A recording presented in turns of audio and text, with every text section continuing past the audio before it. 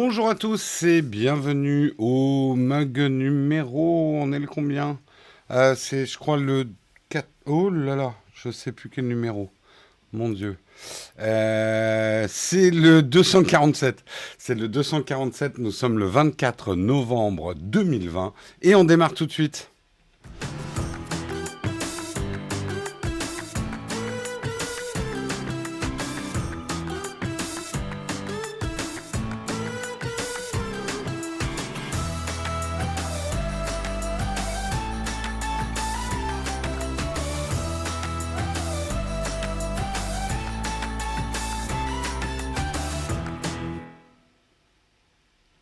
Bonjour à tous, j'espère que vous allez bien en ce mardi matin. Merci beaucoup, Polaire75, pour ton sub, pour durer 8 mois de sub.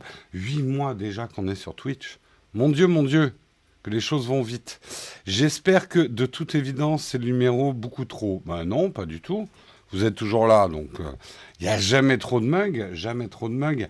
Allez, de quoi on va parler ce matin? On regarde ça ensemble. On espère que Liner va marcher aujourd'hui. On va parler de la Chine qui lance une des rares missions pour ramener des roches lunaires. On va parler de Snapchat qui s'attaque à TikTok avec Spotlight. Deux fois d'ailleurs, j'ai de l'article deux fois. Bon, voilà. Liner, bonjour. On parlera de la pénurie des PlayStation 5 qui fait la fortune des scalpers, ou des scalpers. Je l'ai bien prononcé à la française. Je vous expliquerai un petit peu qui c'est ces gens-là. On parlera de Linus Torvald, l'inventeur de Linux, qui veut un Mac AM pour faire tourner Linux. On parlera de Roblox aussi, spécialiste des jeux vidéo pour enfants, qui prépare son IPO, introduction en bourse. Et on aura un débat dans la tartine. On va faire une tartine aujourd'hui.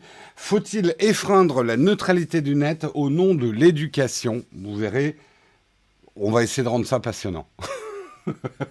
Non, c'est intéressant. C'est intéressant. Voilà pour les sujets du jour. J'espère qu'ils vous vont. De toute façon, j'en ai pas d'autres. Ça a l'air de... Merci Nonox, merci Julien également, Nonox pour son Prime, Julien pour son sub. Merci beaucoup à vous. Allez, je vous propose, on démarre, on lance le kawa. Mais pas trop fort.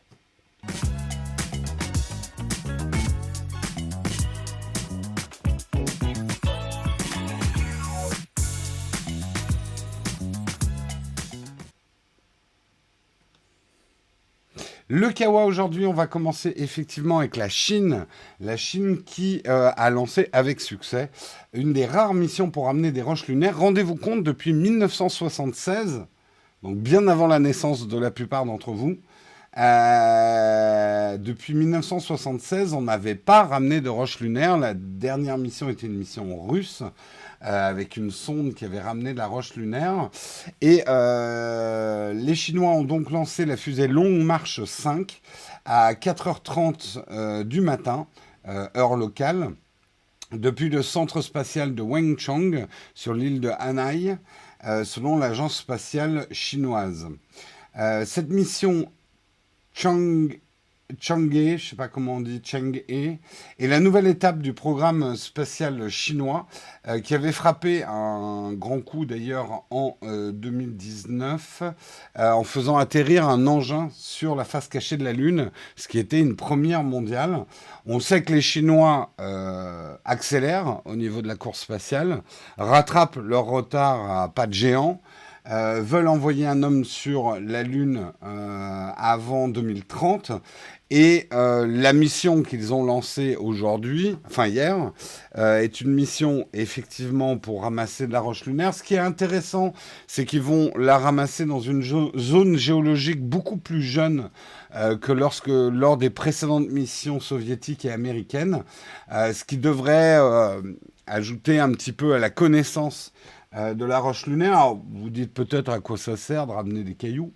Ça va être vachement important parce que si on veut construire des bases lunaires, il va falloir, on va pas amener le béton dans les soutes de la capsule, quoi. Il va falloir le produire sur place.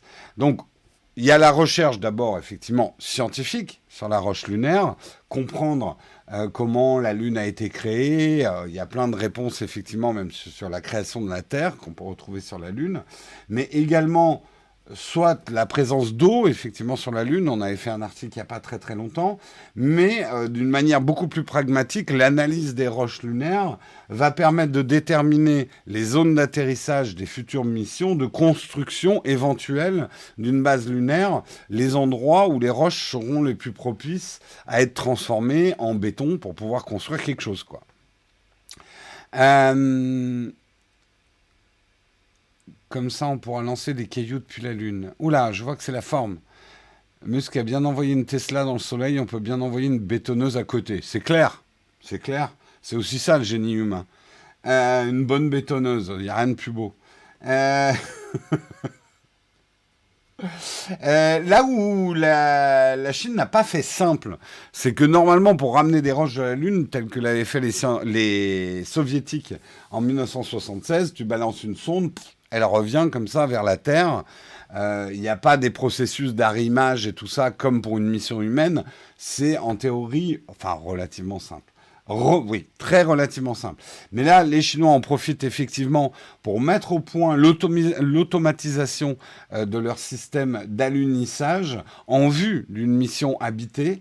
La mission est assez compliquée puisque ce qu'ils ont envoyé, c'est un orbiteur avec un module de remontée et une capsule de retour vers la Terre. Donc, si vous avez regardé les documentaires sur Apollo, vous vous souvenez un petit peu comment ça se passe. Il y avait Eagle qui était attaché à, je sais plus comment ça s'appelait, mais bon, au module, la capsule de retour, qui se détachait, qui atterrissait. Après, le haut de Eagle redécolle de la Lune, va se coller au module de remontée et on retourne à Terre. Ça paraît simple, hein, comme ça, mais c'est très très compliqué. C'est le module Espérance. Merci Olek. Wiki Olek. Euh, voilà, ils se sont pas simplifiés la vie les Chinois, mais tout ça a un but, effectivement, c'est de pouvoir, comme je vous l'ai dit, créer une mission humaine. Ils vont ramener quand même 2 tonnes, je crois. Non, pas 2 tonnes. Mais enfin, ils ramènent pas mal de cailloux. Le tout va peser. Alors, la sonde pèse 8,2 tonnes, de 8,2 tonnes. Mais je crois que ouais, c'est quelque chose comme 2 tonnes de roches qu'ils veulent ramener ou quelque chose comme ça. Et surtout, ce qui est intéressant, c'est qu'ils vont creuser beaucoup plus loin que les précédentes missions qui avaient ramené un petit peu que des roches de surface. Ça risque d'être intéressant. Ça intéresse en tout cas les scientifiques du monde entier. Alors, les Chinois ont déjà fait atterrir un des petits robots téléguidés en 2013 et en 2019 sur la surface de la Lune. Là, c'est quand même un module beaucoup plus important. Ce qui est intéressant, effectivement, c'est que les Chinois investissent énormément, des milliards et des milliards de dollars dans leur programme spatial pour rattraper l'Europe, la Russie et les États-Unis et devenir un grand acteur, effectivement, du programme spatial. Ils ont déjà envoyé leur premier astronaute, qui est généralement quand même un jalon. Nous, par exemple, Européens, on n'a jamais envoyé un astronaute par nous-mêmes dans l'espace. Eux, ils l'ont envoyé en 2003. Donc, ils avancent à pas de géant, effectivement, dans la conquête spatiale. Euh, c'est Armageddon, leur excursion. Ah, c'est un peu ça, ouais. Ça me rappelle surtout le mec qui regarde le gars s'amuser sur la Lune pendant qu'il les regarde en orbite autour de quoi être dégoûté. Ah, c'est le sens du devoir, ça, effectivement. Taïkonaute, pas astronaute. Non, taïkonaute, attends. Cosmonaute, c'était les Russes. Astronaute, c'était les Américains. Spationaute, c'est les Européens. Et les Chinois, c'est taïkonaute. Merci, Boulinosaure, pour ton sub. 2e mois d'abonnement. C'est taïkonaute en chinois.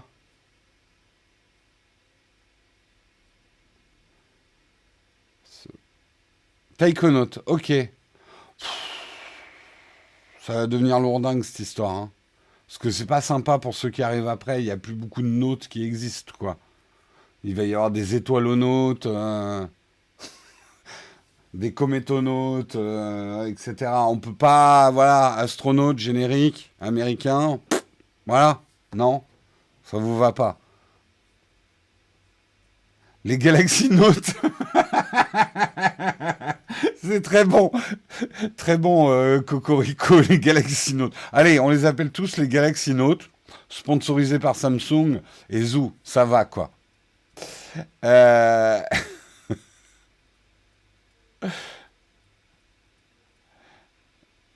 je sais que les OneNote. Ah là là, la chatroom, vous êtes des bons. On continue, on va parler beaucoup plus terre à terre, d'une importance peut-être pas aussi.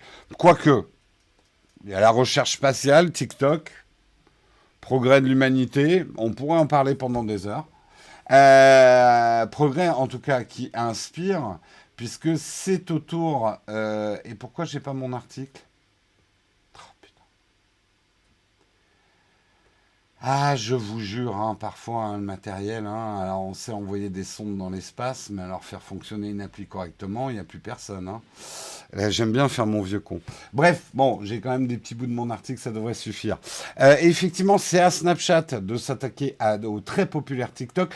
TikTok, alors je sais que la plupart d'entre vous, ah, je comprends absolument pas le phénomène TikTok, ça me passe complètement au-dessus, je suis un vieux con et tout.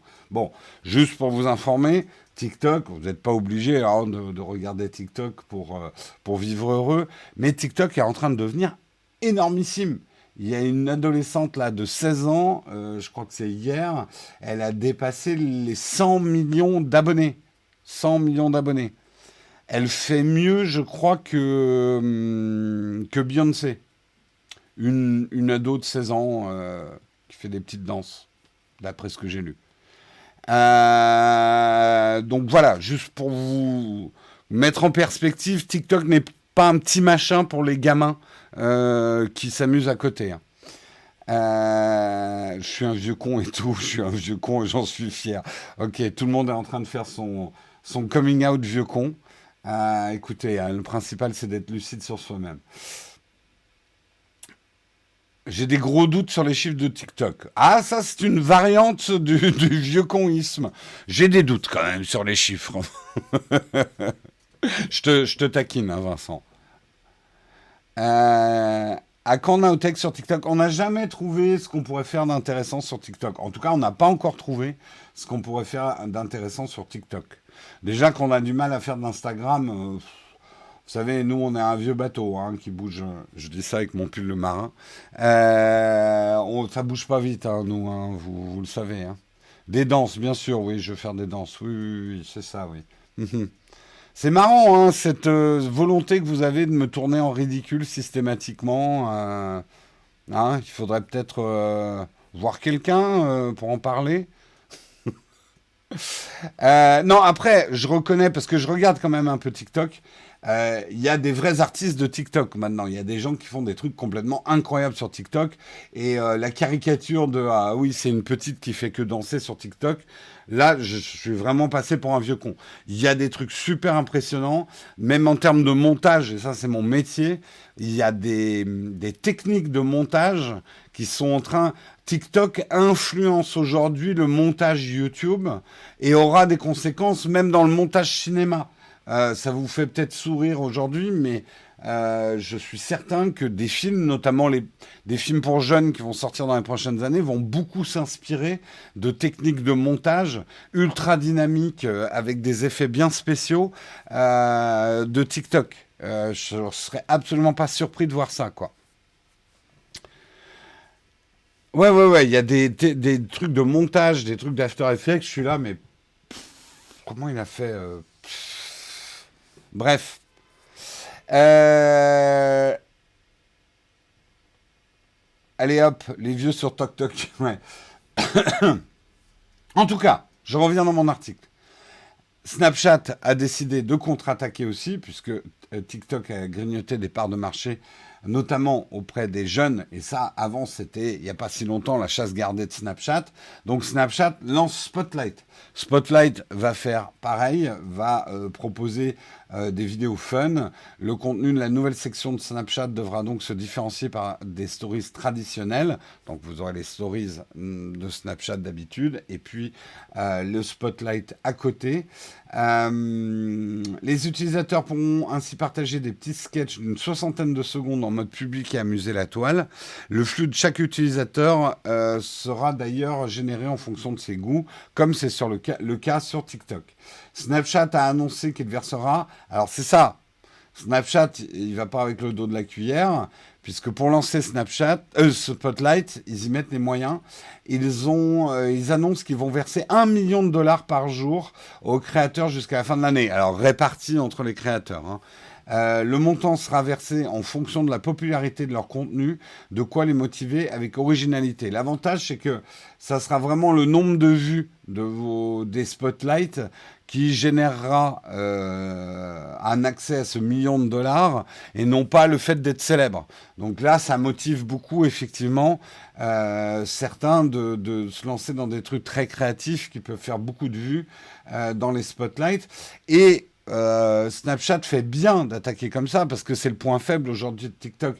Il n'y a pas vraiment de business model direct avec TikTok. Les TikTokers, en tout cas les influenceurs qui réussissent bien sur TikTok, font de l'argent avec les partenariats, mais n'ont pas d'argent directement par la plateforme. Il n'y a pas de revenus publicitaires, il n'y a pas de revenus sharing. Alors si, oui, il y a de la pub, mais il n'y a pas de revenus sharing pour les influenceurs. C'est le même problème d'ailleurs d'Instagram, hein, aujourd'hui. D'ailleurs, je le glisse en entrefilet. Instagram a commencé à faire des essais effectivement sur la monétisation du contenu et risque d'aller plus loin dans les mois à venir. Donc, Snapchat a très bien compris le point faible de TikTok en permettant à des influenceurs célèbres sur la plateforme TikTok de gagner de l'argent en venant sur Spotlight. Il les incite effectivement à venir et à amener leur communauté avec eux. Parce que si on prend des influenceurs, c'est pas pour leurs beaux yeux, c'est surtout pour la communauté qui les suit.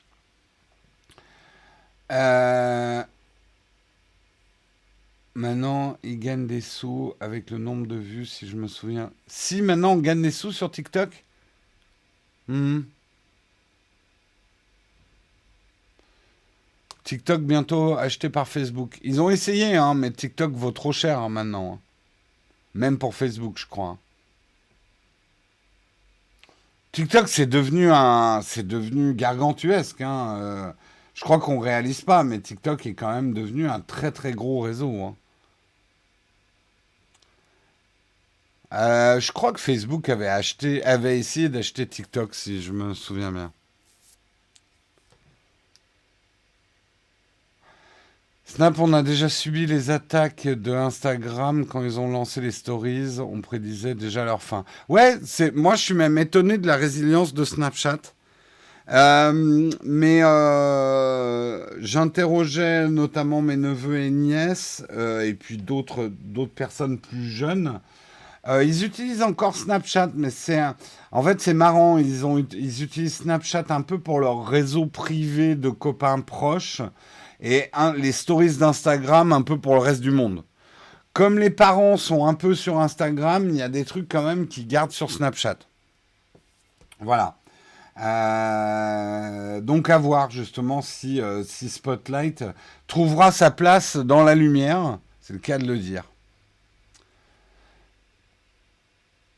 Euh, Snap, c'est les amis, ouais. Le seul réseau social qui a un intérêt aujourd'hui, c'est Instagram. Je déteste de plus en plus Facebook, Snapchat, LinkedIn. Pas oublier quand même que Instagram, c'est Facebook. Mais je suis assez d'accord. Enfin, je suis assez d'accord. J'ai même plus le temps d'aller vraiment sur Instagram. Je devrais le faire plus, mais j'avoue que moi, je continue Twitter. Ça reste mon réseau parce que je fais le ménage quasiment tous les jours sur Twitter pour avoir un flux propre, enfin qui me convient. Et ça reste un réseau que j'aime bien, moi, Twitter. Mais Snapchat est condamné. Oui, ça fait 3-4 ans qu'on dit qu'ils sont condamnés.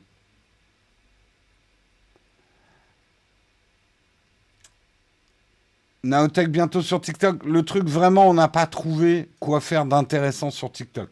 Le jour où on pourra se payer un CM, ça sera en haut du cahier des charges. Trouve-nous un truc à faire sur TikTok.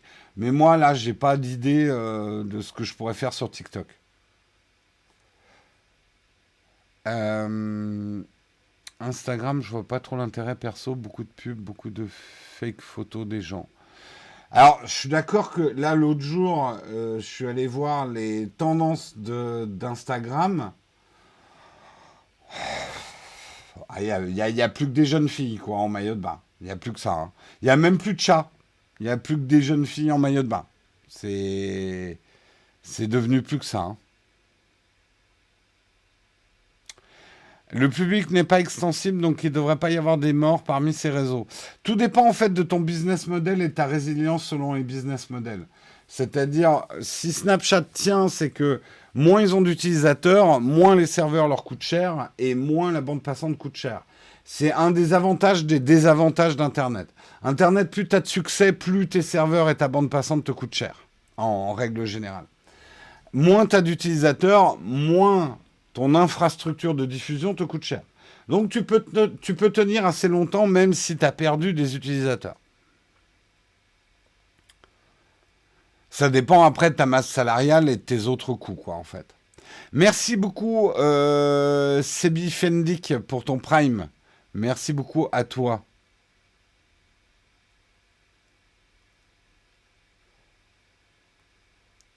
Des tips, des trucs et astuces. Le truc, le tutoriel, c'est qu'en en fait, on n'a pas le temps de faire des. C'est là où je dis, ça viendra peut-être le jour où on embauchera un CM pour s'occuper de ça. Je sors un peu dans les graviers, mais c'est intéressant. Je vous invite à regarder la vidéo d'Hugo Décrypte. Il a fait un fac sur son million d'abonnés.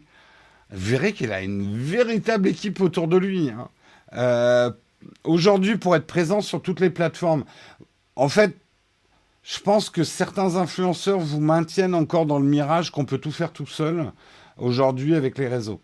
Mais la plupart des influenceurs, on va dire dans le haut du panier, ils ont des véritables équipes. Ils ont une personne pour s'occuper d'Instagram, une personne pour s'occuper de son TikTok, des mecs pour l'aider à écrire les reportages.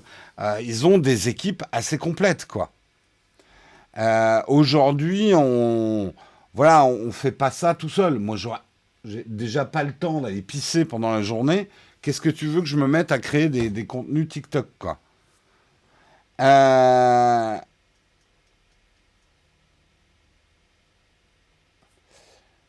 je pensais pas autant. Bah oui, de High Collection, je doute pas, hein, d'ailleurs qu'il travaille tout seul, mais après, et c'est absolument pas une critique que je lui fais, mais le format vidéo qu'il fait, c'est un format vidéo qui est un peu moins long à monter, par exemple, que d'autres types de vidéos. Et c'est pas une critique. Il a trouvé son bon business model. Au moins, il n'a pas de salaire à payer et il peut travailler tout seul sur ce type de contenu.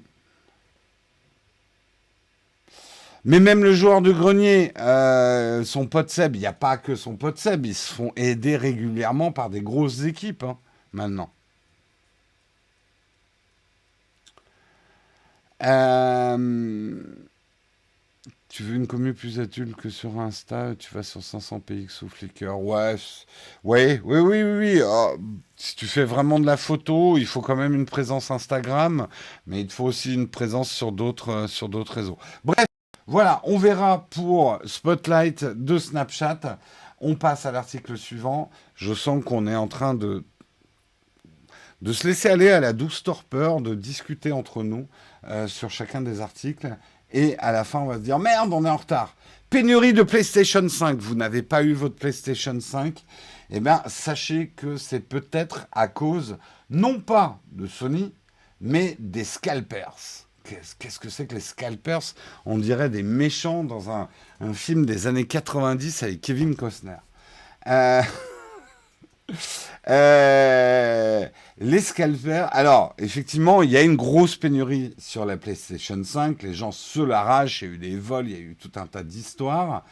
On pourrait effectivement blâmer Sony de ne pas avoir fabriqué assez de PS5, ce qui n'a pas l'air évident, hein, puisqu'ils se vautrent à chaque fois. Hein, chaque sortie de PlayStation, il y a toujours une pénurie. Bon. Mais en fait, un phénomène qui a augmenté cette pénurie, c'est effectivement des groupes d'achat et de revente qui, justement, profitent de la rareté de la console et qui en plus, a majoritairement été vendu en ligne à cause de la pandémie et qui ont trouvé le parfait moyen de faire des belles fortunes en quelques heures. Effectivement, il y a notamment une communauté de scalpers qui s'appelle les Creep Chief Notify, qui sont basés en Grande-Bretagne, qui ont organisé des raids en ligne via Discord, et dont les membres, qui sont 15 de ce groupe, se sont arrogés plus de 3500 consoles, revendues ensuite au prix très fort sur eBay ou Instagram. Ils ont des techniques d'achat blitzkrieg, guerre éclair. Ils ont déjà opéré en début de la pandémie sur la Switch de Nintendo, qui avait souffert de sa popularité. On avait du mal à se la procurer. Les prix avaient explosé sur les sites de revente. En fait, c'est vraiment des gens qui appliquent la loi du capitalisme à outrance. C'est la rareté crée la valeur. Si tout le monde veut un produit et qu'il n'y en a pas assez à la vente, et ben on fait grimper le prix. Alors, en fait, Creep Chief Notify, c'est 12 membres, pardon, mais ils vendent leurs services, en fait, pour des sommes allant de 33 à 450 euros par mois. Et ils vont vous donner, en fait, les bonnes indications pour aller acheter et surtout des outils qui leur permettent de sniffer tous les sites de vente pour savoir où il y a des consoles dispo et surtout des modules d'achat automatiques. Qui vont permettre d'acheter en grande quantité de manière informatique, donc plus rapide qu'un acheteur humain. Et c'est eux qui ont fait cracher d'ailleurs les sites de vente le jour de la sortie de la PS5. C'est parce qu'ils ont fait des espèces d'attaques d'achat à pouvoir générer des centaines et des centaines d'achats. En même temps, on sait que ça existe pas mal pour les billets de concert, hein, ce type de truc. Ça existe aussi pour les baskets. Les sneakers qui sont rares. Ces sites se sont spécialisés aussi pour pouvoir les acheter les plus rapidement possible. Donc, ils ont des logiciels de tracking de stock et des files d'attente virtuelles et des logiciels qui placent les produits dans les paniers et procèdent aux commandes à la place des humains avec une rapidité d'exécution toute informatique. Voilà, on va dire que c'est quelle analogie historique on pourrait créer. Bah, c'est des mecs qui... Alors, on peut leur en vouloir quand on est consommateur et qu'on n'a pas sa PS5. Et c'est pas légal, hein, ce qu'ils font. En fait, c'est le point ultime du dropshipping, quelque part, quand on y réfléchit. Le dropshipping est déjà une excroissance du e-commerce. Des gens se sont aperçus que on pouvait créer des boutiques, acheter des produits très bas prix dans certaines parties du monde, les repackager et faire du marketing et les revendre avec une bonne plus-value. Quand le dropshipping, c'est très intéressant parce que des gens disent c'est dégueulasse de vendre un produit qu'ils ont acheté à 5 euros sur Alibaba et de nous le revendre à 20 euros dans leur boutique de dropshipping. C'est dégueulasse, voleur, escroc. Là, posez-vous la question, c'est quoi le commerce? Moi, je ne défends pas plus les dropshippers que ça. Je n'ai pas encore vraiment réfléchi au sujet, mais le commerce, c'est quoi? C'est acheter des produits à des grossistes et les revendre avec une plus-value. Tant qu'il y a des gens qui achètent, les commerces fonctionnent. Et il ne faut pas croire que les commerces ne font rien du tout. Il y a quand même un travail d'agrégation de produits, de mise en avant du produit, de marketing qui ne coûte pas rien, c'est du temps de travail. En fait, souvent, on a un raisonnement dans nos achats très industriel. Un produit à la fabrication coûte tant, donc on devrait me le vendre à tel prix. Sinon, tout le reste, c'est du vol. C'est pas comme ça que fonctionne le commerce. C'est pas comme ça que fonctionne le commerce. Après, là, ce qu'ils font, eux, avec les PS5, ça va beaucoup plus loin que ça. Ça profite des phénomènes de rareté sur certains produits où la pression de la demande va être énorme et va faire exploser les prix en fait. Les doubler, les tripler, les quadrupler. Aujourd'hui, il y a des PS5 qui partent à 2 000 € sur certains sites pour 500 € d'achat. Vous ramenez ça à 3 500 PlayStation x 3, ça fait des sous. Ça fait des sous. Effectivement, et c'est pour ça que je vous dis de vous méfier de pas mal de choses dans les achats, que ce soit sur des sites qui offrent les prix les plus bas et le dropshipping ou le marché gris. Le SAV, généralement, on ne va pas suivre. Donc, il faut se méfier.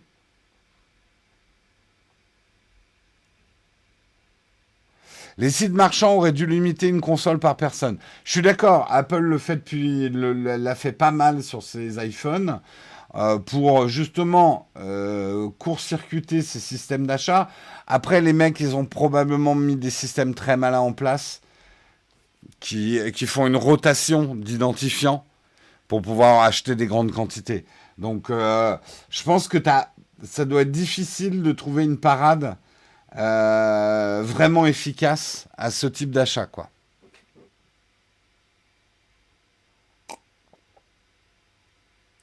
Tant qu'il y aura des gus pour acheter à des prix anormalement hauts, ouais.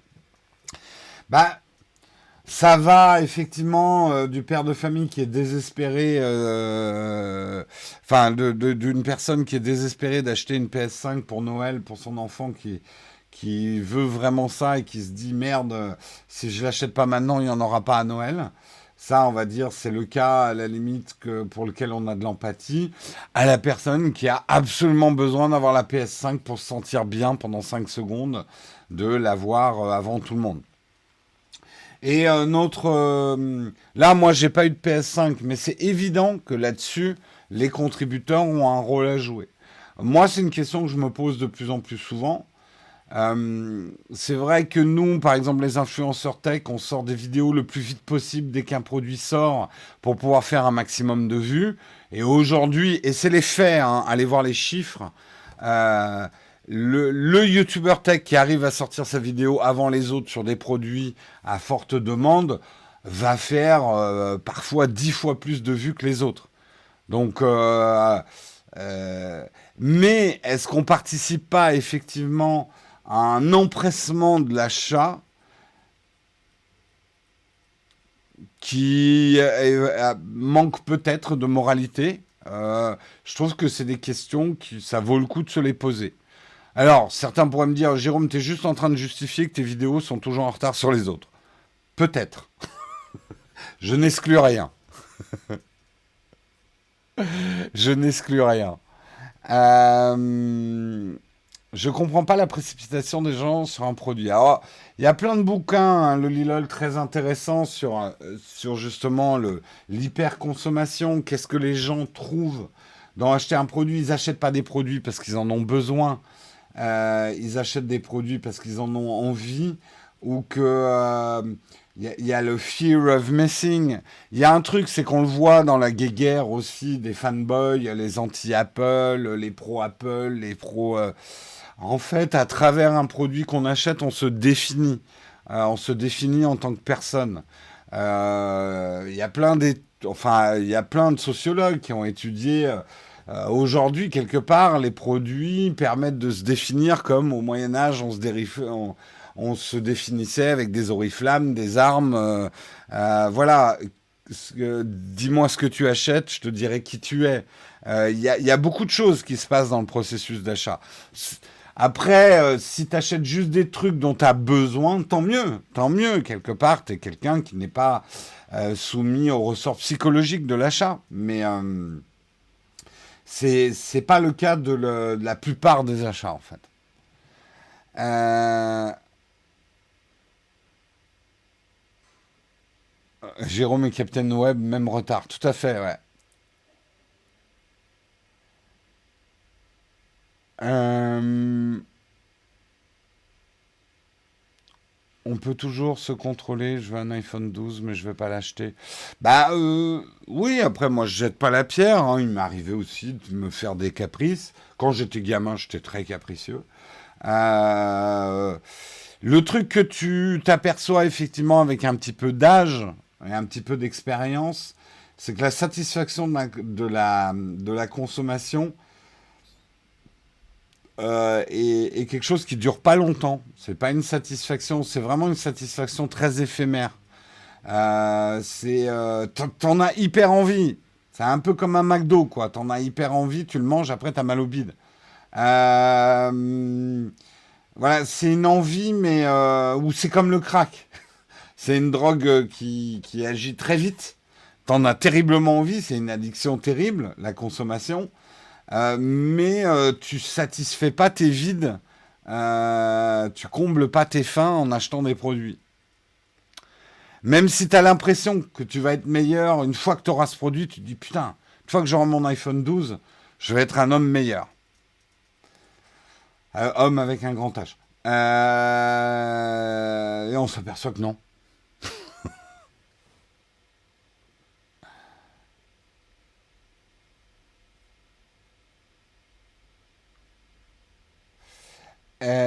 Oui, exactement. Satisfaction éphémère, bien trouvé. Il faut vraiment réfléchir à l'achat. Oui, moi je sais que après, là où vous vous méprenez parfois sur les chaînes tech, nous, on achète des produits, mais c'est surtout pour faire des vidéos. Mais moi, je vois dans mes consommations non tech, je suis plutôt un acheteur. Alors ça dépend. Les fringues, comme ça me fait chier, je suis un acheteur impulsif parce que j'ai pas envie de passer trop de temps à les acheter. Ça se voit, je sais. Mais sinon, non, je suis plutôt quelqu'un qui... J'aime bien en plus beaucoup réfléchir sur un achat avant de le faire. Est-ce que, voilà, il va se... Bref.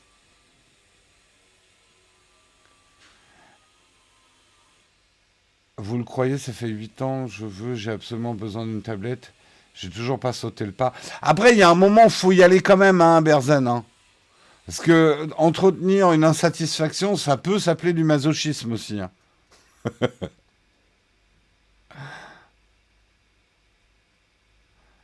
Euh, Oui, non, mais je vous connais, hein, Ben Chris, hein, le chat. Avant même que vous me vanniez, je m'auto-vanne.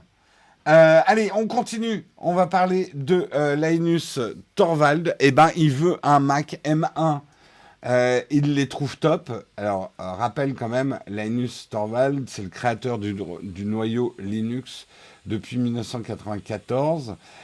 Il a salué les efforts opérés par Apple et sa puce M1. Il ne cache pas d'ailleurs qu'il aimerait bien exécuter une distribution GNU Linux sur l'un des nouveaux modèles de MacBook récemment présentés. Il dit d'ailleurs, j'adorerais vraiment en avoir un s'il y avait Linux dessus. J'ai plutôt de bons souvenirs du MacBook Air 11, donc qu'il avait. Avant d'ajouter qu'Apple a toutefois fait en sorte qu'on ne puisse pas y exécuter facilement Linux. Donc on ne peut pas facilement porter Linux sur les M1. Il a été assez étonné des performances de Rosetta 2. Et il trouve vraiment que c'est des puces très intéressantes. Euh, alors, ça fait longtemps, il le dit, que je veux un ordinateur portable ARM pouvant exécuter Linux. Le nouveau R serait presque parfait, mis à part l'OS. Je n'ai pas eu le temps de bidouiller ni l'envie de me battre avec des sociétés qui ne veulent pas nous aider. Clairement, il n'est pas dans les intentions d'Apple de permettre aux développeurs Linux d'utiliser ces nouvelles machines. Toutefois, les propos de Linus sonneraient presque comme un appel à la communauté pour voir ce qu'il est possible de faire sur ces MacBooks. Donc, amis Linuxiens, bidouilleurs, si vous trouvez un moyen de porter Linux sur les M1, eh bien, vous rendrez le, le, le père de Linux content. Euh, alors, GNU Linux, on peut dire GNU. D'accord. Putain, les acronymes, j'adore. Alors, quand je dis ARM, on me dit non, il faut dire ARM. Là, je dis GNU, on me dit ah, il faut dire GNU. C'est pas simple, avouez. Euh, Si Linus ne peut pas le faire lui-même, je doute très fort qu'aucun d'entre nous soit capable. Tu sais, mine de rien, il a 51 ans, hein, Linus. Il a peut-être pas envie de se faire chier, hein. Et maintenant qu'il y a une communauté qui travaille peut-être mieux que lui, d'ailleurs, sur son propre produit, hein.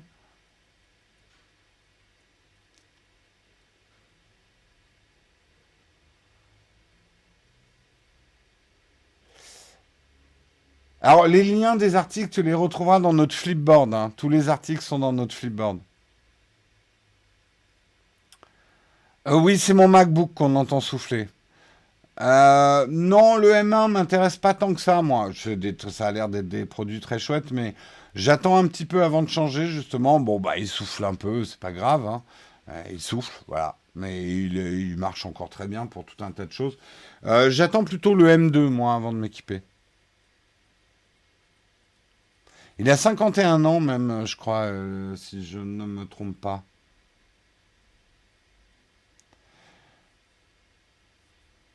On nous trouve dans le Flipboard? Je crois que notre Flipboard, il est à mon nom, Jérôme Kenborg ou J. Kenborg. Je sais pas si on a un lien. Ah bah si, Oleg vient de mettre le lien, voilà. Oleg vient de mettre le lien dans la chatroom.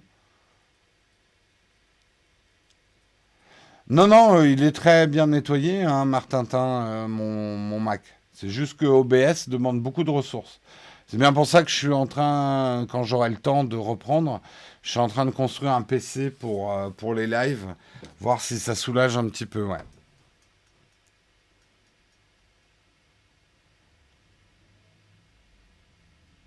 Euh, Il y a tout de même une similitude entre les MacBook M1 et les Chromebook.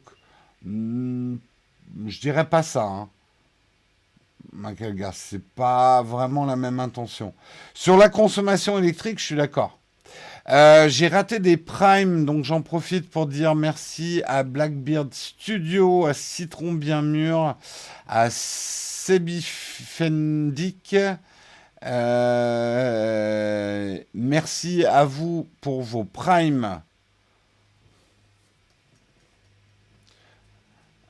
Pourquoi n'utilises-tu pas le Shadow pour le stream? En fait, comme la plupart des streamers, notamment quand je fais du jeu vidéo, j'utilise deux PC.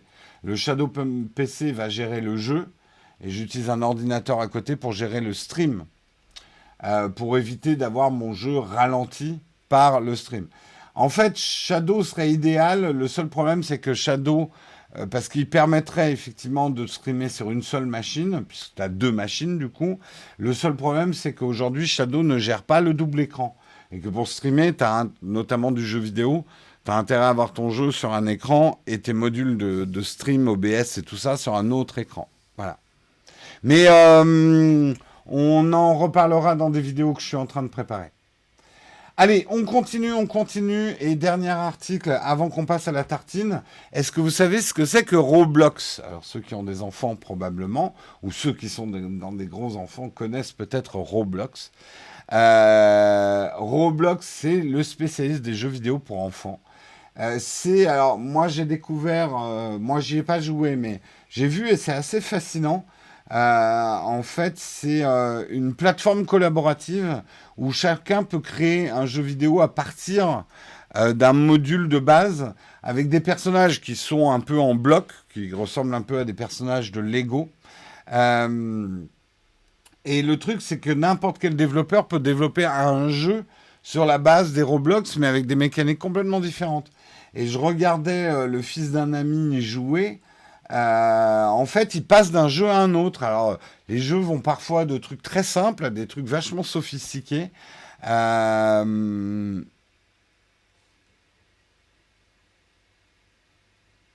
c'est le TikTok du jeu vidéo. Bah, en fait, ça s'adresse effectivement à une clientèle âgée de 9 à 12 ans. Ils ont aujourd'hui 31 millions d'utilisateurs. Ils ont fait une hausse de 82% dans l'année. Un quart de leurs utilisateurs est âgé de 9 ans et la moitié est âgée de 9 à 12 ans. Donc sur un créneau assez précis dans la pyramide des âges. Euh, Votre personnage, votre avatar, il peut passer de jeu en jeu et ils se font de l'argent avec la personnalisation de cet avatar. tu peux t'acheter effectivement des éléments de personnalisation de l'avatar. Ça ressemble quelque part à Fortnite ou des jeux comme ça qui ont fait fortune en étant gratuits, mais en ayant un business model autour de la personnalisation des avatars. Avatar, ça fait vraiment tellement vieux comme mot, mais bon. Aujourd'hui, ils veulent rentrer en bourse. Ils sont valorisés à 8 milliards de dollars. Ils souhaiteraient lever au moins 1 million de dollars, notamment pour leur expansion vers la Chine.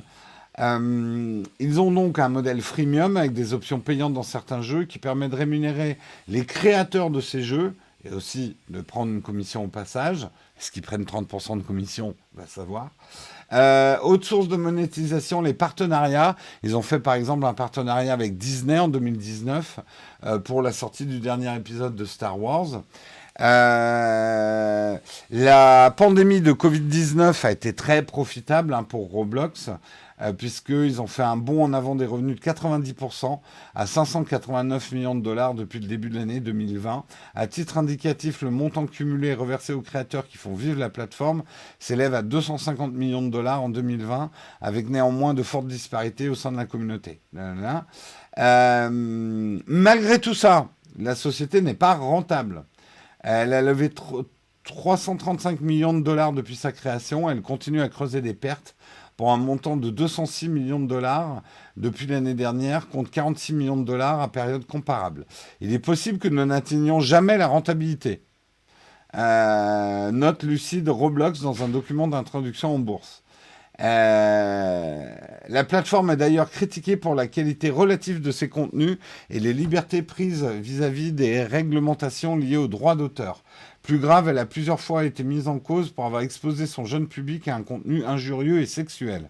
En 2018, elle a participé avec The Mid Group, Kik et Thorn au projet Artemis qui a abouti à un outil de détection applicable au service de messagerie instantanée élaboré par Microsoft pour améliorer la protection des enfants en ligne. Effectivement, dès que tu fais des choses qui concernent des personnes en bas âge, tu as intérêt à te blinder en termes de sécurité et de protection de contenu.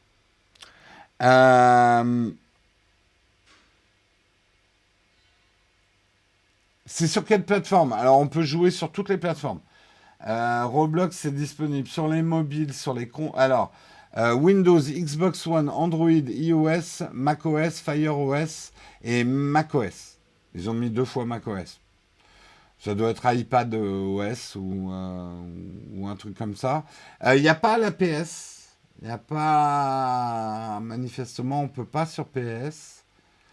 Sur PlayStation. Ton fils joue à Roblox. Mais ouais, j'ai l'impression que ça a beaucoup de succès. Alors j'avoue que j'ai jamais joué, mais ça a beaucoup de succès auprès des enfants. Merci Afronea et merci Guéramé pour vos primes. Merci beaucoup, beaucoup. Non, il n'y a pas Linux. Au moins 5 ans, mais c'est sur leur site. Alors, je trouve ça bizarre de dire nous n'attendrons jamais la rentabilité.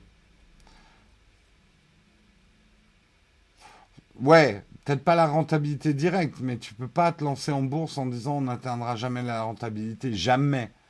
Peut-être après tu peux dire nous l'atteindrons dans 10 ans. Mais jamais, ça me paraît bizarre comme phrase quand tu fais une introduction en bourse. Mais bon, peut-être moi, j'ai peut-être pas tout compris. Que maintenant on peut faire des entreprises qui seront jamais, jamais rentables du tout, du tout, du tout. Bon. PewDiePie a joué à Roblox 1 ou 2 fois, ouais.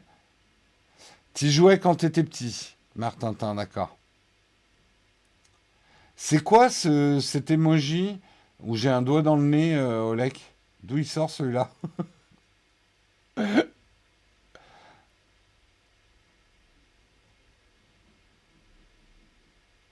Naotech sera un jour rentable. Bah oui, je fais tout pour. On peut dire que cette année, on commence à trouver un certain équilibre financier. Et même, je vais aller plus loin, je vais le rendre profitable pour pouvoir investir et embaucher encore d'autres gens. C'est mon but à venir.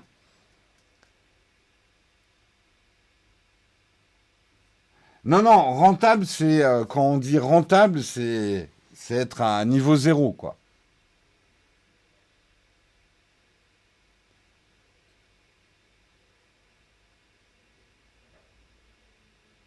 Ah oui, No Watch, effectivement, on n'a jamais réussi à être rentable du tout, hein.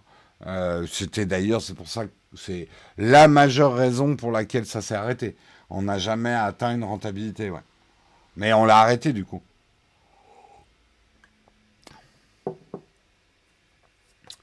Euh,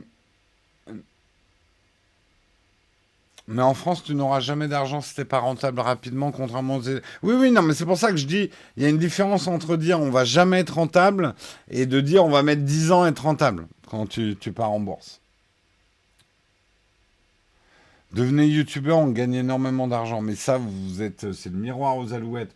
Il y a peut-être 15 mecs qui gagnent vraiment beaucoup d'argent sur YouTube et tout le monde croit que c'est un métier d'avenir. Pas du tout. Pas du tout. Déjà, les gens qui arrivent à gagner un SMIC avec YouTube ne doivent pas dépasser une centaine de personnes, à mon avis. Euh, Bien évidemment, la passion là-dedans. De toute façon, si on se lance sur YouTube, il faut d'abord se lancer par passion. Tu fais pas ça pour gagner de l'argent, hein, parce que sinon t'es mort, mais t'es mort tout de suite. Tu vas te décourager en 5 secondes. À moins d'avoir le coup de bol qui est encore plus rare que de gagner au loto, d'avoir ta chaîne qui explose tout de suite, quoi. Euh,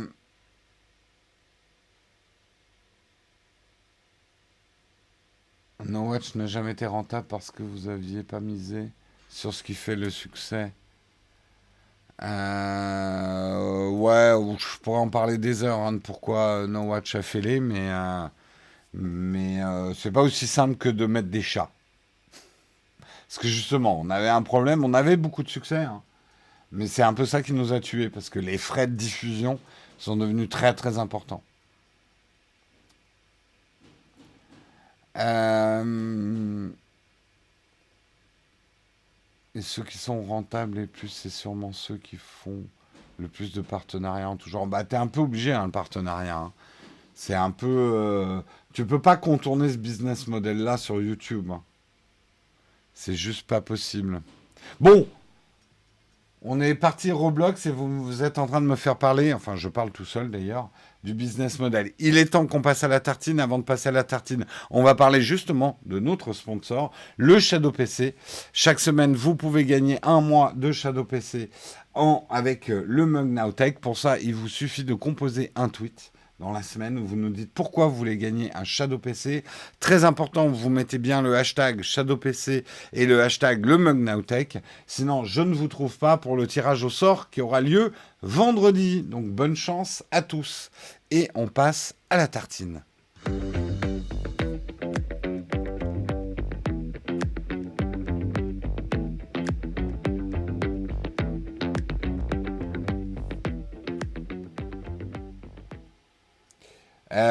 Je parlais de No Watch, hein, c'était avant Nowtech, hein, c'est ça qui s'est planté. Comme je vous disais, No Watch, on arrive à une certaine rentabilité. Bref, allez, on va passer à la tartine. Et la tartine aujourd'hui, on va parler de la neutralité du net et doit-on effreindre la neutralité du net au nom de l'éducation? Je vais vous lire un petit peu ce qui se passe, vous donnerez votre avis après. Euh, Imaginons, est-ce que si les sites éducatifs bénéficiaient d'un passe-droit, d'une autorisation spéciale, leur permettant de ne jamais avoir aucune incidence sur votre abonnement Internet? En clair, que leur visite et l'utilisation de leurs ressources n'aient pas le moindre effet sur ce qu'alloue chaque mois l'opérateur télécom en données dans le fixe et dans le mobile. C'est un petit peu ce que voudrait la chargée d'État, la secrétaire d'État chargée de l'éducation prioritaire, Nathalie Elimas, pardon, qui voudrait, dans le cas des familles qui n'ont qu'un accès limité à Internet, que la consommation de données ne soit pas décomptée du forfait quand il s'agit d'une visite sur un site éducatif ou que ce soit des ressources pédagogiques qui sont utilisées sur ce site. Et là, vous vous dites, mais c'est une excellente idée qu'a Nathalie Elimas. C'est vrai que pour des familles défavorisées, on l'accès à des sites pour les enfants d'éducation, et notamment en cette période de pandémie et de présentiel ou de pas présentiel, de distanciel, ouais. Ça paraît une excellente idée. Pourquoi pas dire aux opérateurs, vous comptez pas le data qui est utilisé quand on sera sur les sites d'éducation. C'est une excellente idée. Peut-être pas. Peut-être pas parce qu'effectivement, ça va lever beaucoup de problèmes et beaucoup de réflexions à avoir. D'abord, c'est quoi un site éducatif? Comment on détermine ce qu'est un site éducatif? Qui va déterminer ce qu'est un site éducatif? L'État? Ensuite, là, je suis jusqu'au boutiste dans la démonstration. Qu'est-ce qu'on considère aujourd'hui une famille qui a un accès bas à Internet? Est-ce qu'on dit des familles qui prennent les forfaits les moins chers sont forcément pauvres et donc c'est elles qu'il faut aider? Est-ce que on fait une étude par rapport aux revenus? Mais on sait que ça c'est très compliqué. Qu'est-ce qu'on entend effectivement par une famille défavorisée? Ça ne veut pas dire qu'il n'y a pas des familles défavorisées, hein, entendez-moi bien. Mais où est-ce qu'on place le curseur? Où est-ce qu'on place le curseur de ce que c'est qu'un site éducatif? Est-ce que YouTube, je vous donne un exemple, est-ce que YouTube est un site éducatif parce qu'il diffuse du contenu éducatif? Est-ce qu'on peut dire à ce moment-là que YouTube est un site éducatif? Probablement pas. Et pourtant, il y a du contenu éducatif. Est-ce que Wikipédia va être choisi par l'État comme site éducatif ou pas? Et le problème qui va encore bien au-delà de ça, et bien plus profond que ça, c'est que l'idée qu'elle avance, c'est une rupture complète du principe de neutralité du net. Puisque ce qu'elle veut dire, c'est ce qu'on appelle le zéro rating. C'est du trafic gratuit. Le trafic ne doit pas être facturé par l'opérateur à l'utilisateur, ne doit pas être décompté. Et donc, d'une certaine façon, on le favorise par rapport à d'autres contenus. Et ça, c'est une infraction à la neutralité du net. Je rappelle le principe fondateur de la neutralité du net. Le principe, c'est que tout trafic qui circule via le réseau Internet doit être traité de manière égale.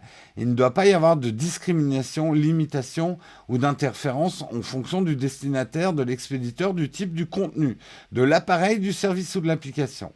De l'avis général du régulateur des télécoms et d'experts très attentifs à ce sujet, la neutralité du net est respectée en France. Vous voyez, le principe de la neutralité du net, j'ai trouvé ça très intéressant. La neutralité du net, c'est facile à défendre quand on parle de contenu mercantile.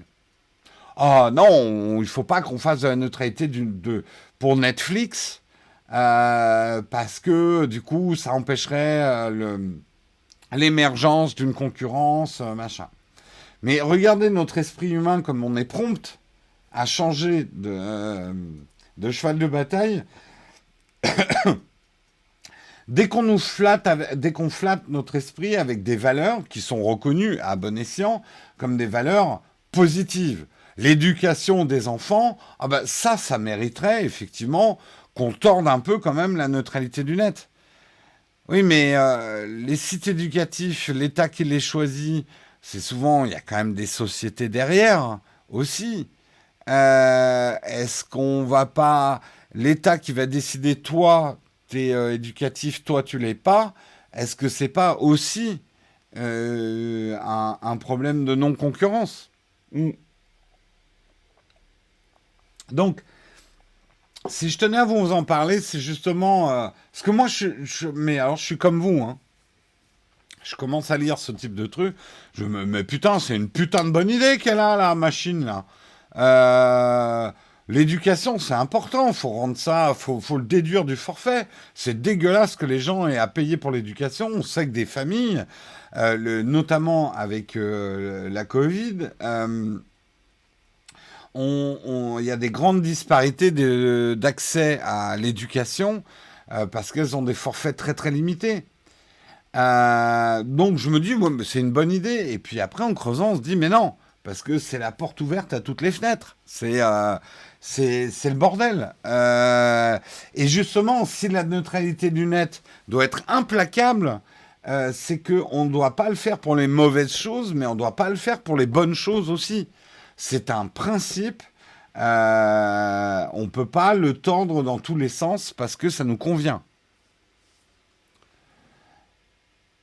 Alors, est-ce que ça ne veut pas dire qu'il y aurait des moyens plus intelligents de faciliter? En tout cas, peut-être pas plus intelligents, mais des moyens qui permettraient de ne pas effreindre la neutralité du net. Bah, c'est peut-être effectivement de faire des pressions sur des opérateurs. Également, peut-être de pousser aussi au déploiement plus rapide des réseaux, parce qu'aujourd'hui, franchement, le data, c'est un problème quand on est en 4G, quand on est sur des forfaits mobiles. C'est là où la data est grignotée. Aujourd'hui, sur un forfait Internet ADSL classique, avant que vous consommiez votre data, ça va. Après, si votre gamin vous fait croire que pour son éducation, il doit télécharger plein de séries et regarder certains sites, vous êtes en train de vous faire mener par le bout du nez. Euh, donc en fait, voilà, ça va être plutôt d'inciter les gens à avoir des connexions filaires à Internet qui coûtent quand même, qui ont beaucoup moins de contraintes de trafic. Euh, Moi, je dis tout le contraire. Je vois pas pourquoi il va falloir payer pour les autres si l'opérateur... Attends. Si l'opérateur enlève le quota, permet ceci, ça va forcément rétribuer sur les autres utilisateurs. Solution simple, je lis vos avis. Hein. Solution plus simple serait de demander aux opérateurs de faire un effort tarifaire. Ouais, je pense aussi. J'ai dit effreindre au lieu d'enfreindre, c'est une faute que je fais souvent. Ouais. Pourquoi pas faire une app à la Netflix spécialement pour l'éducation? Mais ça résout pas le problème. Là, on parle pas tellement du problème de l'accès avec un abonnement réduit, Briou. C'est plutôt le fait que consulter des sites éducatifs bouffe du data sur ton forfait, en fait. En étant prof, ce sont les débits qui posent problème, surtout car il y a souvent plusieurs enfants en cours. Oui, alors ça, c'est un autre problème, et je suis d'accord, Samoth, et d'ailleurs, chapeau à vous, c'est que c'est sûr que cette pandémie aurait pu être prévue un peu à l'avance, on le sait maintenant, et qu'on renforce les infrastructures d'éducation. J'espère que la leçon sera retenue et qu'on multipliera les serveurs, parce qu'aujourd'hui, le lag sur les services d'éducation vient pas que parce qu'il y a beaucoup de gens qui se connectent et d'autres qui regardent du Netflix alors que les autres essayent de suivre leur cours. C'est pas le problème tel qu'on a voulu l'exposer en début. C'est plutôt que les serveurs qui hébergent les services d'éducation ne sont pas conçus pour la situation actuelle et autant de connexions, quoi.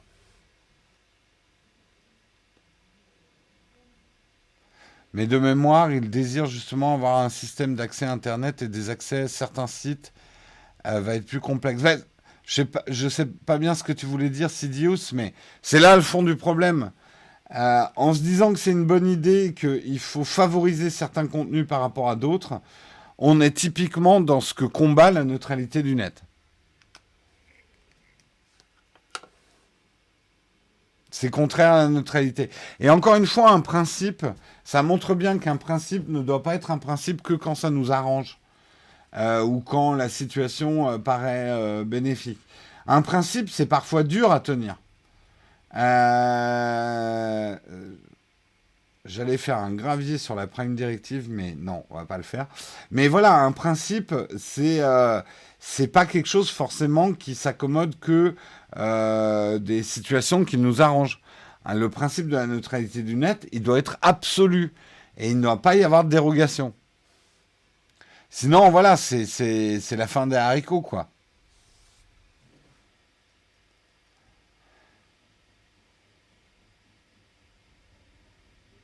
Ce ne sont pas les serveurs, mais les technologies embarquées dessus qui sont mauvais. La France est en retard dans l'informatique. Oui, alors je ne suis pas spécialiste du problème, mais effectivement, si ça doit être ça. Effectivement, être neutre, c'est pas être neutre, sauf quand ça nous arrange. Tout à fait. La neutralité du net exclut toute discrimination positive ou négative à l'égard de la source, de la destination, du contenu de l'information transmise par le réseau. Tout à fait. J'ai des élèves qui n'ont qu'un téléphone portable dans toute la famille et d'autres qui ont chacun un téléphone, une tablette et un PC Mac. Oui, oui, alors là, Wormhole, on va sur un autre sujet, mais il y a des gros problèmes aujourd'hui. On veut aller vers une éducation plus informatisée, mais l'accès au matériel de base scolaire n'est absolument pas égalitaire. Je suis d'accord. Je le vois et c'est pas un reproche, mais je vois des étudiants qui ont et un MacBook et une tablette et une console et un smartphone, alors que d'autres doivent acheter une vieille tablette Samsung à 50 euros. C'est sûr que là, il y a des problèmes. Et là, je pense qu'il y a des choses à faire pour faciliter l'accès aux produits, pas les plus chers, mais les plus performants. C'est pas une légende, il y a des riches et des pauvres. Oui, alors autant j'aurais tendance à avoir ce cynisme de dire, bah écoutez, le monde est ainsi fait. Il y a des riches, il y a des pauvres, voilà. En termes d'éducation, par contre, je suis un fervent défenseur de tout ce qui peut permettre de réduire les inégalités au niveau de l'éducation doit être fait. On ne doit pas, pour le coup, prendre comme un fait, un fait qu'il y aura toujours des élèves pauvres et des riches. On doit tout faire pour réduire les inégalités au niveau de l'éducation. Je sais que c'est un vœu pieux, je sais que c'est pas du tout la réalité d'aujourd'hui, que des gamins de riches font des hautes études et en général, et que des gamins de pauvres ne font pas des hautes études en général. Mais pour moi, c'est hyper important qu'on trouve et qu'on combatte toujours ça. Et voilà, ils permettent effectivement l'accès aux meilleurs postes, quelle que soit la condition des enfants. Je sais hein, que c'est pas la réalité d'aujourd'hui, mais là-dessus, je suis prêt à me battre, moi. Ouais.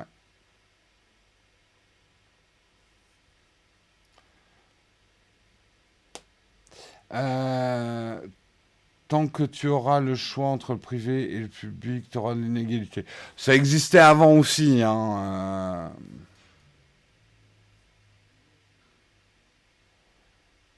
c'est la lutte des classes, l'égalité des chances, effectivement. Mais c'est pas parce qu'on n'y est pas et qu'on en est loin qu'il faut pas continuer à se battre pour. Voilà.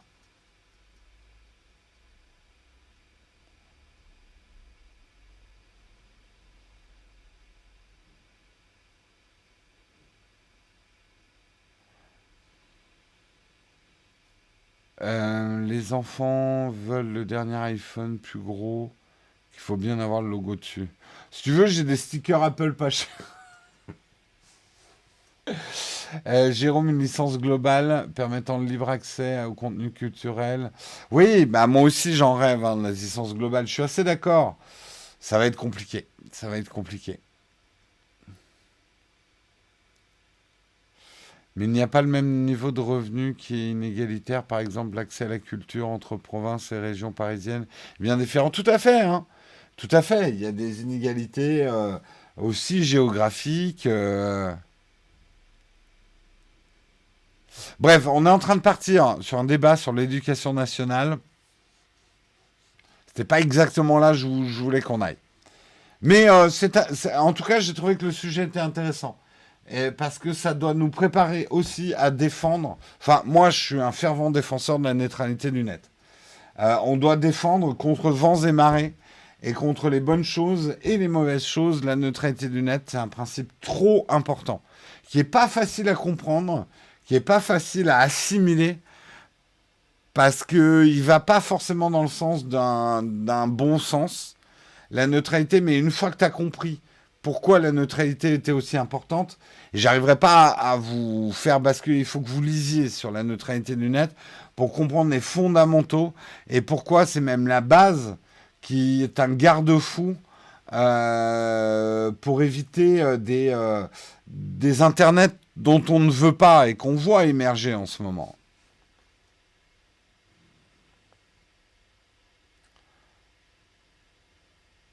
Voilà, en tout cas, merci beaucoup d'avoir participé à ce débat sur l'éducation et la neutralité du net. On va passer à la dernière partie de l'émission. Vous la connaissez bien, c'est les camps de fac.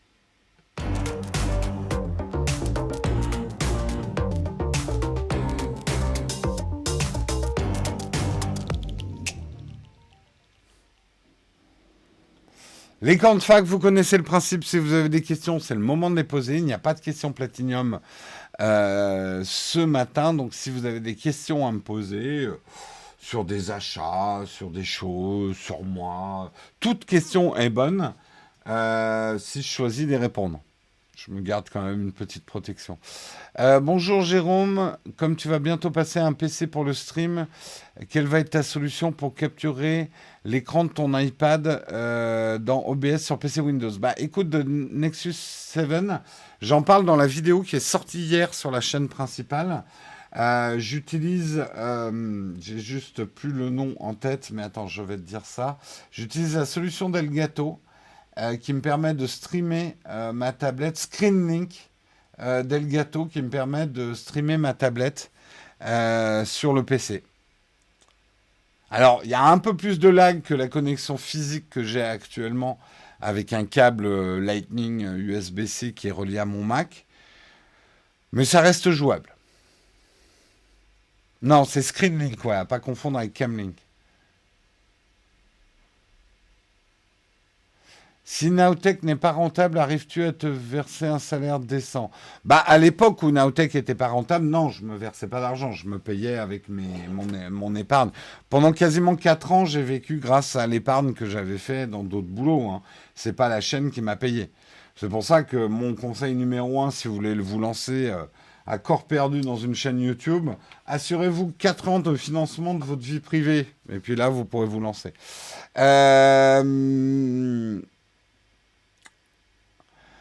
Salut Jérôme, je voudrais prendre l'iPhone 12 Pro Max, j'aimerais un retour sur ce produit, autonomie. Est-ce que ta vidéo sort bientôt? Non, elle va pas sortir bientôt. Je n'ai même pas commencé à l'écrire. Je commence à faire pas mal de tests là. Je suis passé à la... Alors, juste pour te conseiller, le Max, la batterie est très bien. Voilà, l'autonomie est très bien.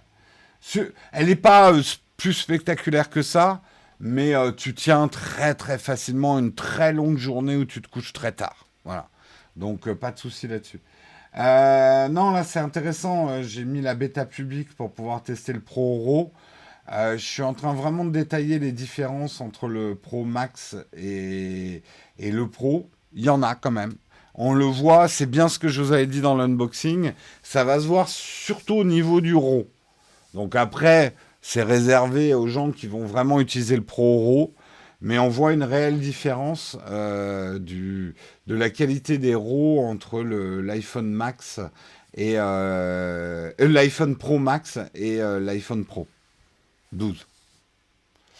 Jérôme, connais-tu du Wiral Lite, le câble cam? Non, je connais pas.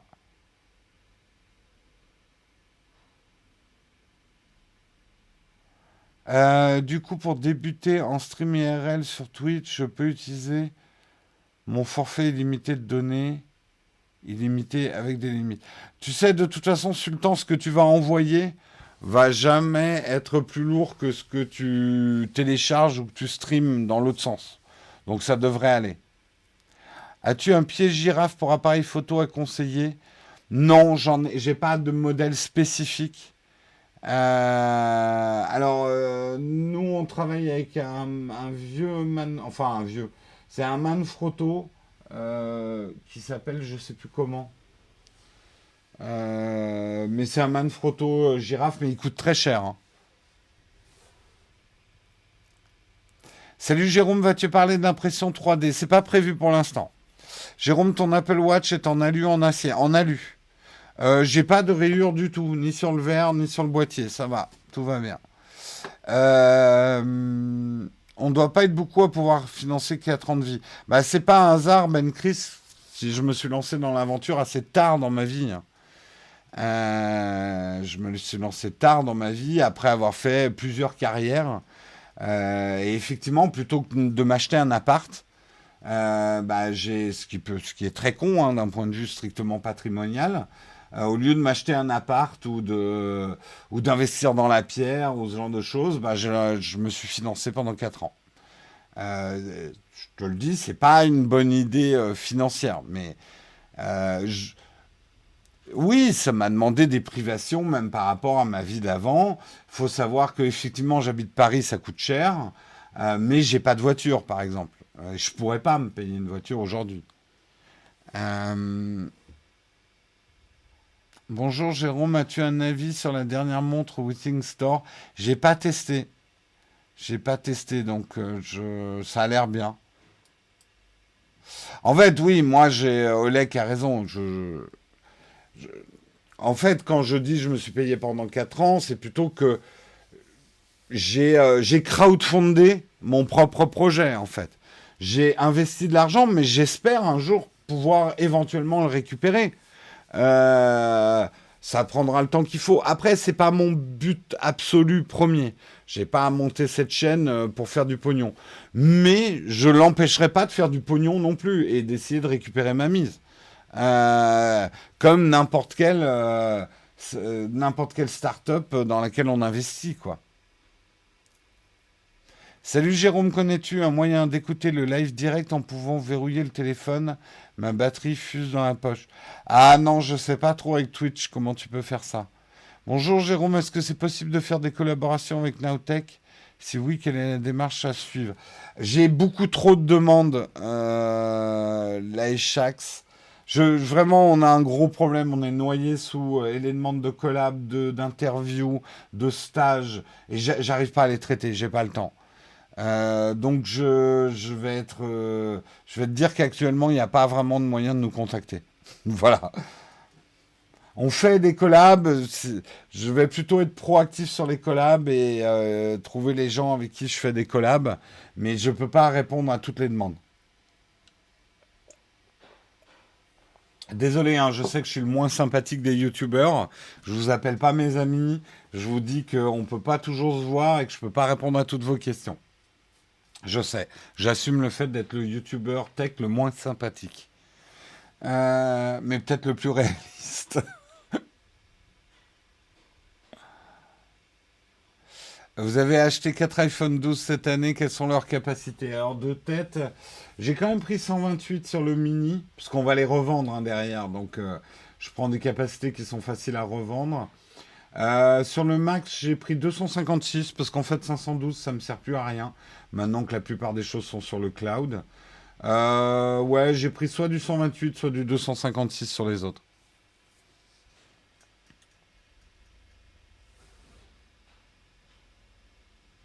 Jérôme, y aura-t-il une vidéo concernant l'isolation acoustique d'une pièce pour le stream? Bah en tout cas, il est probable que je parle comment avec de la déco. En fait, ce que j'aimerais faire, c'est essayer des trucs de déco pour ne pas être obligé de mettre des plaques en mousse qui sont quand même moches et surtout qu'on a vu un milliard de fois. C'est comme la Philips Hue et les placards derrière. Voilà, le style YouTuber, est-ce qu'il est inévitable? Donc voir, par exemple, j'ai l'idée que si en face de toi, quand tu fais du stream, tu mets une étagère avec des bouquins, à mon avis, les bouquins amortissent pas mal le son et c'est un peu plus joli qu'une plaque en mousse. Donc oui, j'ai des projets de parler de ça. Salut Jérôme, quel sac à dos Peak Design te conseilles-tu pour y mettre un MacBook Pro 13? Oh ben le Everyday Backpack, c'est parfait hein, pour un MacBook 13 par exemple. Si tu as une ligne synchrone, sinon ça va laguer. D'accord, ça parle d'autre chose. Pas sûr que tout le monde ait au moins 50 000 euros en épargne. Mais bien sûr, ah non, non, mais Big Chris, attention, je suis pas. Oui, c'est à peu près en plus ce que j'avais en épargne. Tu vois, et j'aurais pu d'ailleurs avec ça, avec cet apport, m'acheter un appart, tu vois. Et j'avais la chance d'avoir cette épargne. J'ai eu la chance d'avoir un boulot qui m'a permis, ça m'a pris quand même une trentaine d'années, hein, ça m'a permis de mettre ça de côté. Donc oui, j'ai cette chance-là. Je suis pas en train de dire que c'est une chance qui est donnée à tout le monde. J'ai cette chance-là et c'est pour ça que je me suis lancé dans mon aventure YouTube. Après, quand je dis juste que c'est débile ce que j'ai fait, c'est que d'un point de vue strictement patrimonial, j'aurais mieux fait d'investir ces 50 000 dans quelque chose potentiellement qui me rapporterait, par exemple, d'acheter un appart, tu vois. Moi, je suis encore locataire, hein.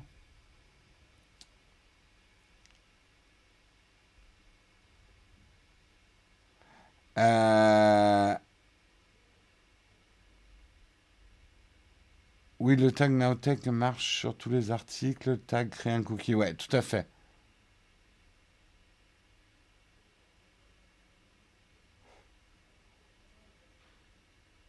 Salut Jérôme, j'hésite entre l'iPad 11 ou le 13. As-tu une recommandation? Écoute, je le dis dans toutes mes vidéos. Euh, En fait, si tu préfères écrire dans un cahier, prends un 13 pouces. Si tu préfères écrire dans un carnet, prends le 11 pouces.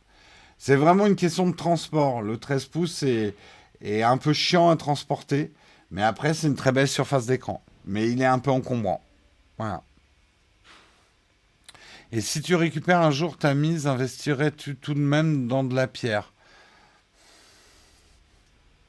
C'est, c'est pas vraiment mon caractère. Sinon, je l'aurais fait. Je suis pas quelqu'un de très doué pour le patrimoine. Je pense que non, si j'arrivais à récupérer ma mise, je réinvestirais soit dans ma société, soit dans une autre société. La pierre a quelque chose pour moi, quelque chose de complètement immobile qui sclérose, qui t'empêche de bouger. Mais c'est moi, hein, attention, hein, c'est mon caractère à moi, ça. Euh, voilà, investir dans la pierre, moi j'aurais l'impression de mettre les pieds dans le ciment en fait. Mais c'est moi, encore une fois, c'est moi. Je sais hein, que c'est le meilleur investissement possible, c'est prudent, c'est bien, machin. Je suis pas un mec prudent. Des collabs pour le yacht. Ouais, ouais, ça je prends, ouais. Il y a une option sur le stream audio seulement. Oui, dans Twitch, tu peux mettre juste audio, hein. D'ailleurs, ça peut être ta solution pour la batterie qui chauffe.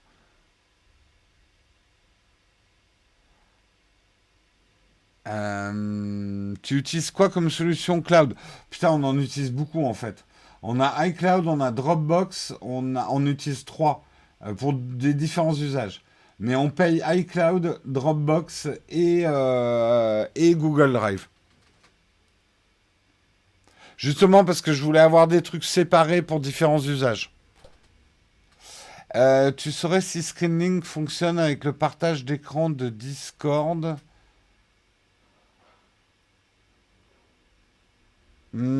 Faut essayer. Pas sûr.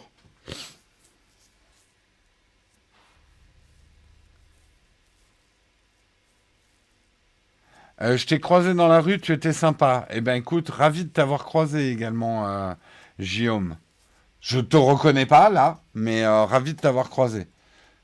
N'hésitez pas, hein, je le redis, si vous me croisez, à moins, ça de toute façon c'est assez facile à voir. Si vous me voyez tracer, c'est que je suis en retard en rendez-vous. Mais même, vous pouvez m'interrompre, il faut juste pas s'offusquer parce que je vous dirai, j'ai pas le temps. Mais la plupart du temps, ça me fait super plaisir de vous rencontrer. Beaucoup me reconnaissent malgré le masque, ça me fait rire. Euh, je préfère largement quelqu'un qui vienne me voir que quelqu'un qui m'observe à distance, parce que je vois certains d'entre vous me regarder, me disant, ah ouais, je le connais.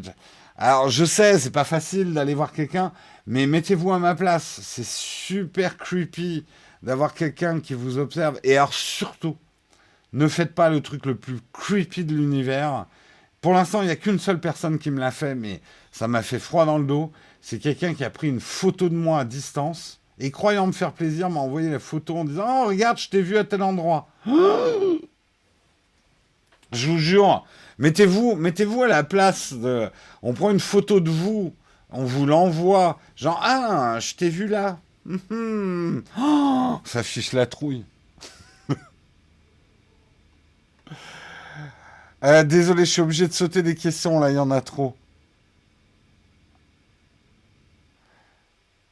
Je t'ai croisé dans un bar il y a des années, c'était sympa. Ah ouais, t'es venu à une IRL No Watch, cool, One Off Web. One On Off Web.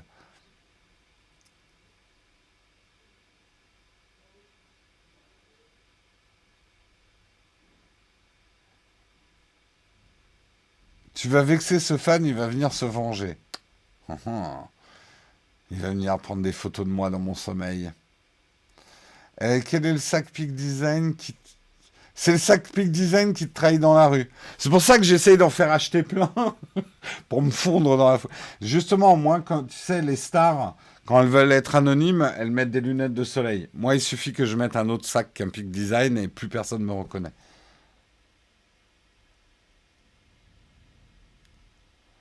T'as déjà vu Pépé Garcia plusieurs fois dans Paris? Ouais, j'imagine que il va à telle vitesse, tu peux même pas l'arrêter.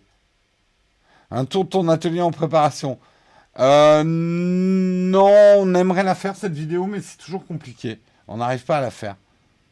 Salut Jérôme, je suis retombé sur ta vidéo sur le Olympus LSP4.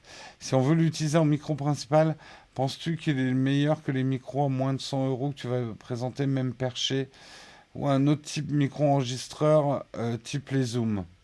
Il est petit et compact, moi j'avais bien aimé. Il n'est pas forcément ultra simple à utiliser, hein, le P4 des souvenirs que j'en ai. C'est peut-être là où il y a peut-être une petite limite. J'avais trouvé l'interface un peu compliquée, notamment au zoom. Mais après, il est tout petit. Et la qualité du son était très bonne, ouais. Salut Jérôme, comment ça se passe pour te faire prêter du matos pour faire les tests? Bah écoute, il faut contacter les relations presse des marques. Et c'est pas forcément quelque chose à faire au début, surtout quand tu es une petite chaîne. Donc au début, quand tu as une petite chaîne, teste le matériel qui t'appartient déjà. Après, commence à en acheter. Et avec ça, petit à petit, on va commencer à t'inviter à des trucs. Tu vas commencer à avoir des numéros de RP. Commence à accepter de tester leurs produits qui sont moins populaires que des autres. Mais bref, va pas demander à Samsung tout de suite son dernier Samsung à la mode. Propose-lui de tester par exemple leur bas de gamme que les youtubeurs testent moins souvent. Voilà.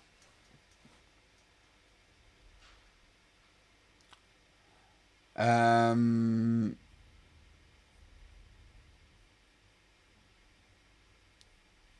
Tu en es où dans ton test d'un VPN? Ça n'a pas vraiment avancé, ça. As-tu des nouvelles de fermeture inopinée de Dropbox dans l'application fichier sur iPad? Ah, j'ai pas eu cette expérience pour l'instant, Citron bien mûr. Les relations presse, si tu n'as pas un minimum de vues followers, c'est même pas la peine. Tout à fait. Il faut d'abord faire grossir ta chaîne. Ne surtout pas demander à Samsung son dernier smartphone pour le péter après, ils vont pas aimer. Claire, faites pas comme moi. Euh, Allez, il est 9h28, il est temps qu'on se quitte. Alors, quand même, demain matin, ça va être Marion. On a toujours des problèmes avec Big Sur et OBS. Donc, il est très probable que Marion doive faire son mug avec son smartphone. Donc, il n'y aura pas de générique. Et surtout, pour les gens du replay, la chaîne s'en excuse par avance. Le replay sera pas de bonne qualité parce que quand Marion stream avec son smartphone, l'appli Twitch capture, on ne sait pas bien pourquoi, mais on ne peut pas le régler, capture un replay de très mauvaise qualité. Donc très pixelisé et tout. Donc voilà, la chaîne vous présente ses excuses. On est en train de travailler sur le problème pour que Marion puisse restreamer avec OBS. Mais pour l'instant, il n'y a pas eu de patch d'OBS permettant un bon fonctionnement sur Big Sur. C'est hyper instable. Enfin, même pour l'instant, c'est pire qu'instable. Ça s'ouvre même pas. Voilà. Euh, Non, mais on s'excuse pas, genre, on se sent responsable. On s'excuse parce que, voilà, pour votre confort de visionneur. Euh, Oui, j'étais en train de relire les questions, genre on était toujours dans le fac, mais on était en train de se dire au revoir. Donc je vous dis au revoir. Je suis de retour vendredi. Donc demain c'est Marion. Jeudi c'est Guillaume. Il y aura probablement d'autres rendez-vous sur Twitch cette semaine, mais j'ai pas vraiment les dates, on verra. Donc suivez-nous, mettez la cloche et tout ça. Je vous souhaite une excellente journée. Soyez bons, soyez forts, soyez les meilleurs. Ciao tout le monde!